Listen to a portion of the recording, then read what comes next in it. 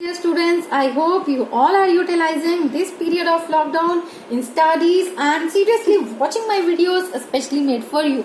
Students, in this video we will discuss about the second colligative property, which is elevation in boiling point. In the previous videos we have already discussed what are colligative properties and also the first colligative property, which was relative lowering in vapor pressure. So children, before going into the depth of this topic, we must know what is boiling point. So student, boiling point is the temperature at which vapor pressure of a liquid becomes equal to the pressure of the surrounding or atmospheric pressure. So children, कोई भी liquid तब boil करता है अगर उसके surface के ऊपर उसके वेपर का प्रेशर इतना बढ़ जाए कि वो एटमॉस्फेयर के प्रेशर के इक्वल हो जाए. फॉर एग्जाम्पल, वाटर का बॉइलिंग पॉइंट 100 डिग्री सेल्सियस होता है. इसका मीनिंग ये है कि 100 डिग्री सेल्सियस के ऊपर वाटर के वेपर्स का प्रेशर इतना ज्यादा बढ़ जाता है कि वो एटमॉस्फेयर के प्रेशर के इक्वल हो जाता है और उस टेम्परेचर पे लिक्विड बॉइल करना स्टार्ट करता है. राइट स्टूडेंट, आपने देखा होगा कि जब कोई आप वाटर घर में भी हीट करते हो तो धीरे धीरे धीरे पहले वो हीट करता रहता है,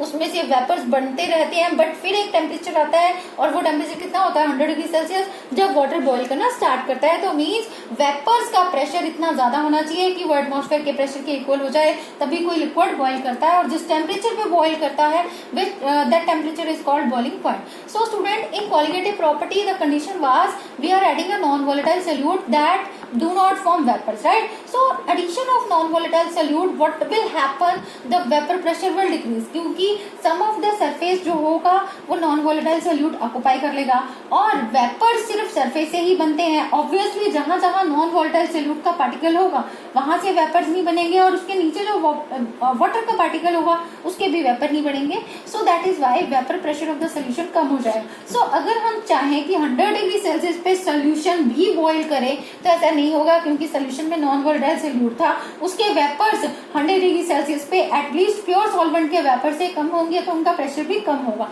इट मींस हमें इस सॉल्यूशन को बॉईल करने के लिए और ज्यादा हीट करना पड़ेगा. तो और ज्यादा हीट करेंगे तो वही है एलिवेशन इन बॉइलिंग पॉइंट, क्योंकि अब क्या हुआ, उसका बॉइलिंग पॉइंट जो है वो प्योर सॉल्वेंट से इंक्रीज हो गया और उसी इंक्रीज को हम कहते हैं एलिवेशन इन बॉइलिंग पॉइंट. यही हम ग्राफ से भी यहाँ पे शो कर रहे हैं. ग्राफ में ड्रॉ किया है वेपर प्रेशर वर्सेस टेम्परेचर. तो जैसे जैसे टेम्परेचर बढ़ता है वैसे वैसे वेपर प्रेशर भी इंक्रीज होता है. फॉर एग्जाम्पल स्टूडेंट, ये फर्स्ट कर्व सॉल्वेंट के लिए शो कर रही है. तो सॉल्वेंट का जैसे जैसे हम टेम्परेचर इंक्रीज कर रहे हैं वेपर प्रेशर भी इंक्रीज कर रहा है, फिर वो इस पॉइंट पे आ रहा है. ये जो लाइन ड्रॉ की है ये एटमॉस्फेरिक प्रेशर की लाइन है. इट मीन्स कि इस टेम्परेचर पर आकर इस पॉइंट पे आके वेपर्स का प्रेशर एटमॉस्फेयर प्रेशर के इक्वल हो जाता है, विच इज 1 एटमॉस्फेयर. राइट, तो सॉल्वेंट के लिए ये जो लाइन है जहां पर वेपर्स का प्रेशर एटमॉस्फेयर प्रेशर के इक्वल होता है वो यहाँ पर आके बाइसेक्ट करती है, जिसको हम नीचे एक्सट्रापोलेट करते हैं तो देखते हैं T0B जो है वो हमारे पास आ जाता है boiling point of the pure solvent. But जब हम उसमें नॉन वोलेटाइल सोल्यूट ऐड कर दिया तो अगली लाइन हम सोल्यूशन के लिए हमने यहाँ पे ड्रॉ किया है. तो सोल्यूशन का वेपर प्रेशर एटलीस्ट अब उसी टेम्परेचर पे अगर हम देखें तो वो सॉल्वेंट के वेपर प्रेशर से कम होगा. और ग्राफ को हम आगे ले जाएंगे तो अब धीरे धीरे जैसे जैसे टेम्परेचर राइज करेंगे वेपर प्रेशर इंक्रीज होगा और इस पॉइंट पे जाके वो एटमॉस्फेरिक प्रेशर के इक्वल हो रहा है. अगर हम इस लाइन को टच करते हैं नीचे तो हम देख रहे हैं पॉइंट आ रहा है TB जो T0B से ज्यादा है और ये TB है हमारे पास vapour pressure of the solution. So elevation in boiling point क्या है? That is the change in boiling point which takes place on addition of non-volatile solute. So T delta TB is elevation in boiling point और वो किसके equal हो गया है?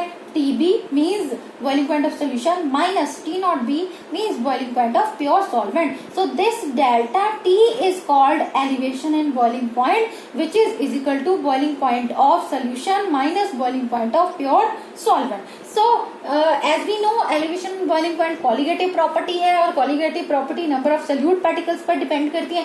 That is why delta T is directly proportional to molality. Molality को हम small m से भी represent कर सकते हैं और proportionality जब हम रिमूव करेंगे फॉर्मूला बन जाएगा delta T is equal to KBM. KB एक कांस्टेंट है जिसको हम कहते हैं मोलर एलिवेशन कांस्टेंट. और जब भी कोई कांस्टेंट डिफाइन करना हो स्टूडेंट तो हम अदर यूनिट्स को 1 सपोज करते हैं. सपोज हम यहाँ पर अगर हम सोचें मोलैलिटी 1 है और मोलैलिटी अगर 1 होगी तो delta T is equal to हो जाएगा KB. तो हम डेल्टा T को अगर हम KB से डिफाइन करें तो हम KB कहेंगे it is equal to elevation in boiling point when 1 mole of solute is dissolved in 1 kg of solvent और molality is taken as unity, कि अगर मोलैलिटी 1 हो या फिर, क्योंकि मोलैलिटी का फॉर्मूला होता है number of moles of solute divided by weight of solvent multiply 1000, अगर वो ग्राम में हो, अगर नंबर ऑफ मोल्स 1 हो और मास ऑफ सॉल्वेंट भी 1 kg हो तो ऑब्वियसली मोलैलिटी भी कितनी हो जाएगी 1. सो अगर मोलैलिटी 1 होती है तो Kb automatically elevation in boiling point के इक्वल हो जाता है, जो इस डेफिनेशन में डिफाइन किया गया है, right. Moreover Kb is equal to RT naught B square delta H of vaporisation multiply 1000.